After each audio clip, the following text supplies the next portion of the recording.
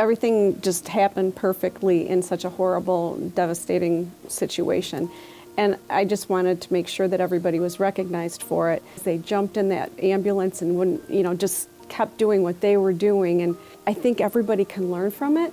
And I think it's a great story to tell, and it's a great story for the Rockford Fire Department and how caring these gentlemen are, and they need to be recognized for what they did and not giving up.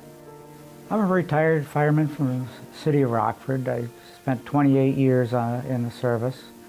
I was there when we brought in the ambulance services and our first paramedics, and kind of grew up around it. And I decided to go out and work in the front yard. I had some mulch I wanted to spread down yet.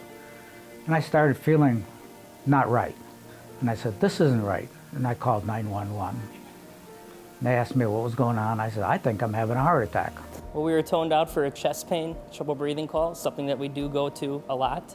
Upon pulling up, we noticed that he had a fire truck mailbox. So I did recognize the address, I did recognize the mailbox, and I knew Captain Mandzen lived there. So once we saw him seated on his sofa in distress, we knew that this was a serious call. When we came inside, he did not look good. I believe he told us he was having a heart attack. So we started our chest pain protocol. We did everything we could do while waiting for the ambulance with oxygen, IV, aspirin, nitro tablets, put him on the monitor. Still, you could tell he was in some discomfort and distress.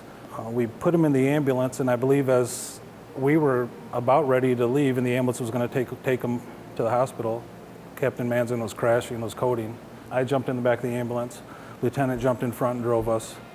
And we started, doing our thing, working him as best we could. So I jumped in front and gave the inbound report to St. Anthony Hospital, 73-year-old male, cardiac arrest, we're working on him. So they had everybody ready at the ER once we got there. We were hopeful, but he wasn't doing well, and we knew it. About 10 o'clock that night, I get a phone call from the district chief. Hey, White, just want to give you an update on Captain Mandzen. They said he's going to come out of it. I said, what? So we're on the phone. I said, man, that is awesome.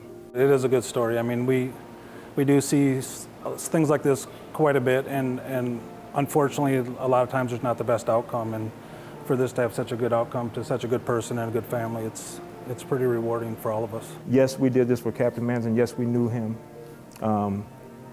If we didn't know him, It wouldn't have made a difference, believe me. Right? It would not have made a difference. We try to treat everybody like they're our family member. Because of what these firemen did and what the hospital did, I wound up with no major heart damage. And that's just incredible for what I had. They called it a widowmaker.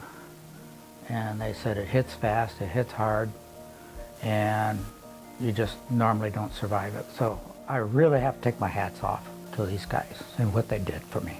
We are just so fortunate to be here and talking about this today. We had a great result and everything worked well. He's great. Well, just that I'm really glad my dad's here with us, and we're so grateful for that.